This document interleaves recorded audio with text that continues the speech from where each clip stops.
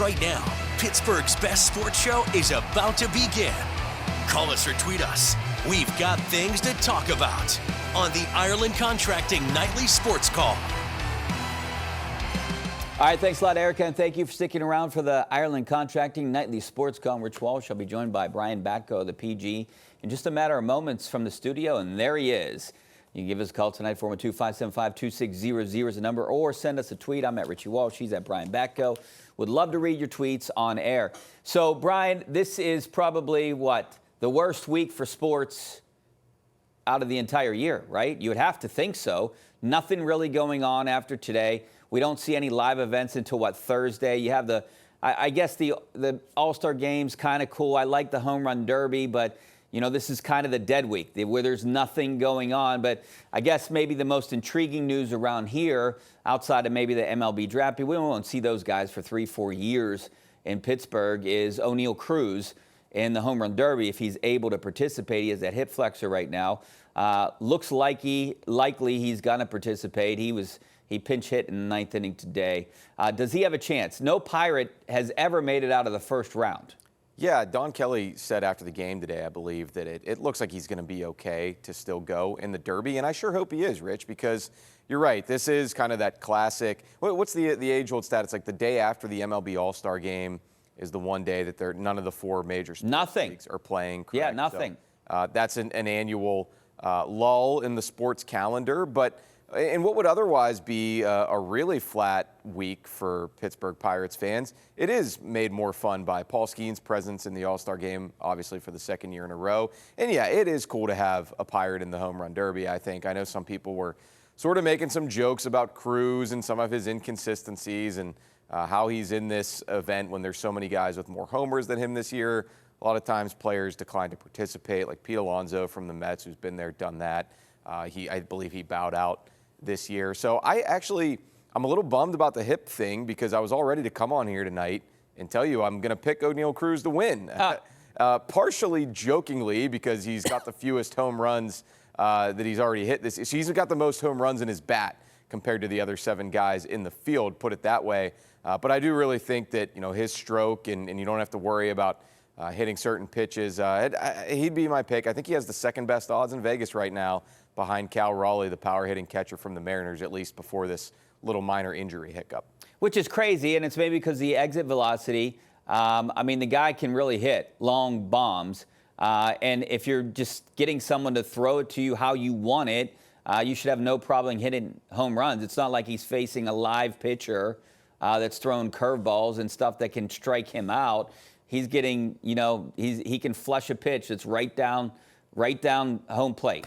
Yeah, I guess even if he only hits some tape measure bombs, that would be fun to watch too. And it's not as great for the whole, strategy of winning the Derby. You just put it out, even if it's 3 feet beyond the fence, that counts. And that's not necessarily why people want to see Cruz participate, but maybe he'll capture the best of both worlds. Kind of a weird stat when I was looking it up today.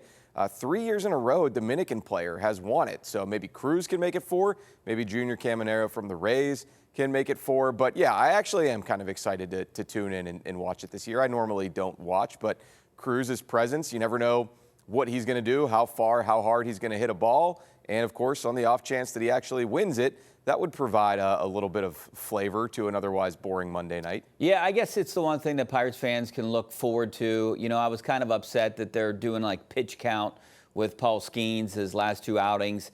But I could see why. He's going to be the starter in the All-Star game. That's pretty prestigious, right? And even though he's only going to pitch 1 inning, and we're only going to see him for 1 inning, I think a lot of Pirates fans will tune in to see what he does. Yeah, and I think, based on last year, it was the matchup that was a lot of people were hyped for and didn't get to see was him against Aaron Judge. And I know Judge isn't necessarily, the numbers up there at the top of the AL, but I still think he's the biggest star in the game on that side of things. And, we've seen Skeens face him otherwise, but I'd love to see that in the All-Star game, the biggest stage that Major League Baseball has to offer. Why wouldn't you want to see probably your top pitcher against your top hitter? That's why people tune into the All-Star game if they still do in the year 2025. I do, but I feel like it was more exciting when we were kids, don't you?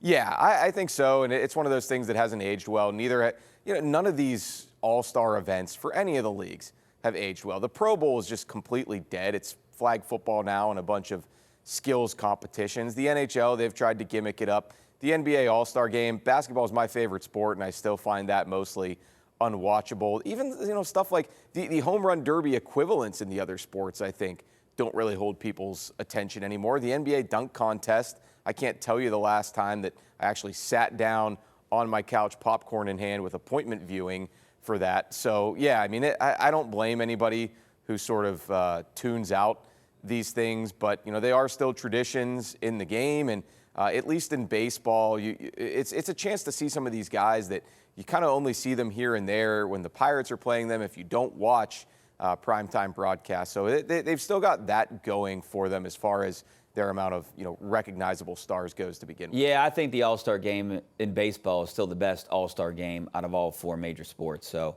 I don't know what the other sports can do. If they can change it, maybe we can talk about it after the break. But right now, we got to go to commercial. 412-575-2600 is the number. Back in a couple minutes.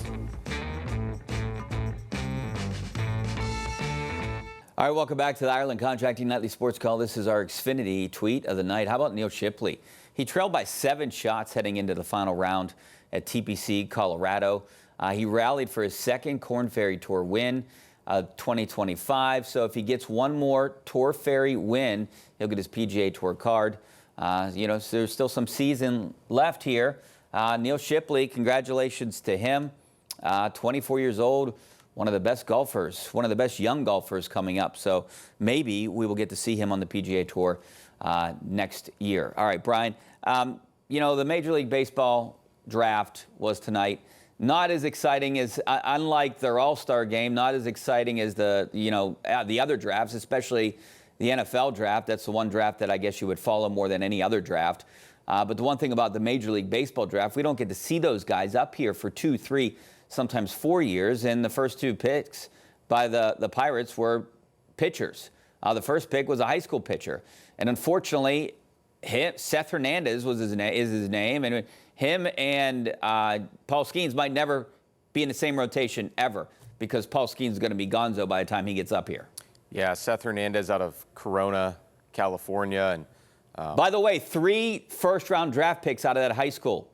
Yeah, I read that. Incredible. Yeah, they must be an absolute powerhouse. And clearly the big star for them was this Seth Hernandez. I don't know if I want to say kid, but I guess he's young enough that really, I think that's one of those pet peeves of mine is when you talk about guys in sports and call them kids. Most of the time we're using this for 23, 24-year-old players.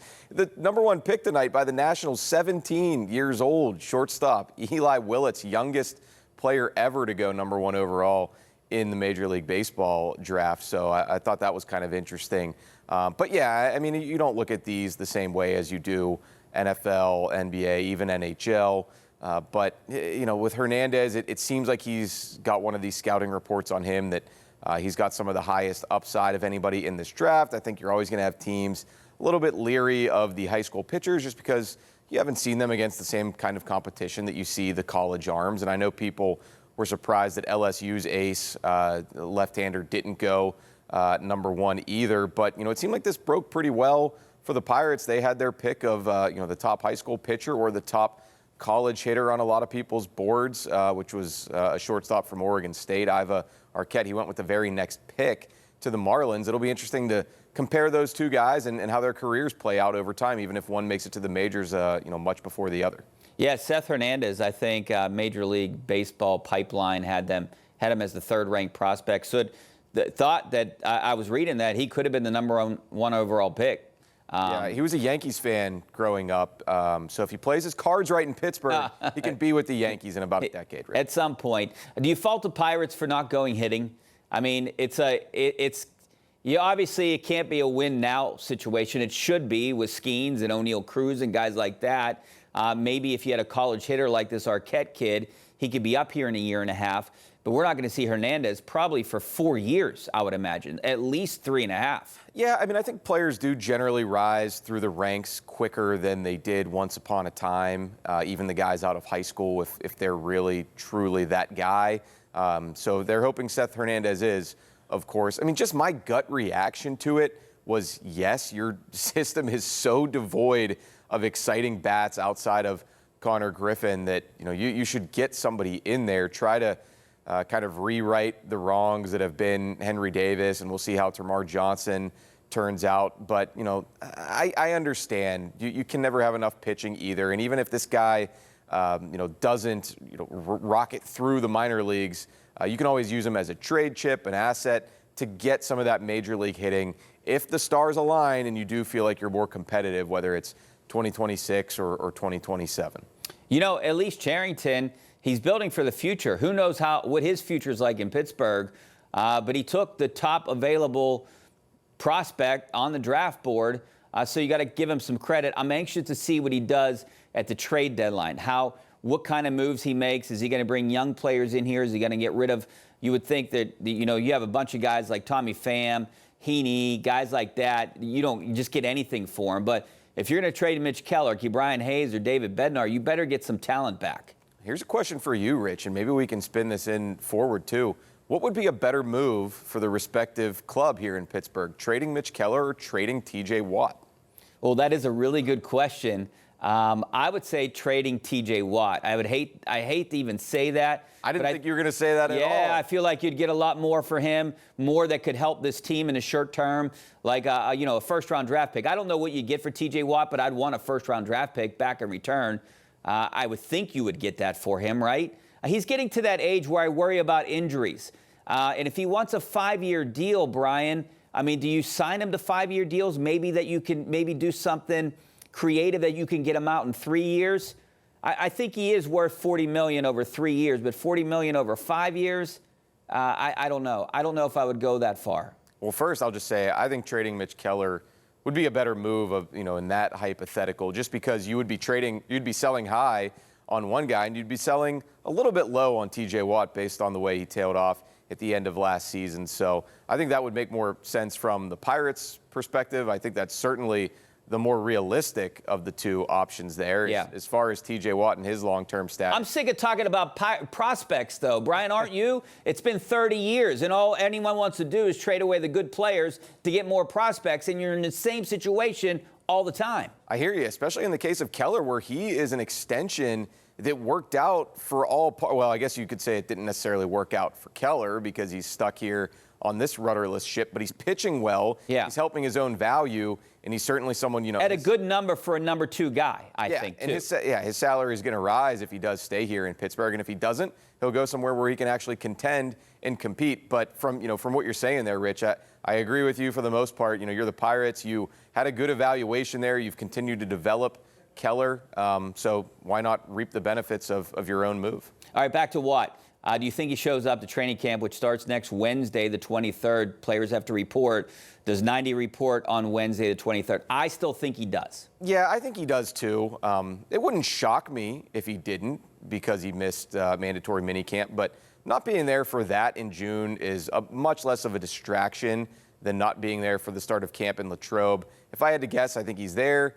If he agrees to talk to the media about this whole situation, I think he'll say he didn't want to be a distraction from the team, and he's confident the business side will play out the way everybody wants it to. He is a good guy. If there is one guy that would do that, it's him. Unlike, some of the other players that held out, I don't think he holds out, even if he doesn't have a contract. I think he'll hold in. I think he'll do what he did last time around, what was it, 2021, where he'll be doing a lot of his work off to the side, patiently waiting for himself and the Steelers to find that middle ground. Do you think there is a middle ground? Does he have to step in like he did last time and say, I'll just take this, whatever it is. Let's just get it done. I'm going to sign it. Do you think it's going to happen? What did it happen the Thursday before the first game of the year in 21? And he had his best season. Yeah, that's why I think it will get done eventually. I think both sides kind of know that there are some difficult conversations that need to happen. But I think Omar Khan is patient enough that it might take some time, but also creative enough that they'll find a way. And this is a load-bearing wall for the Steelers organization.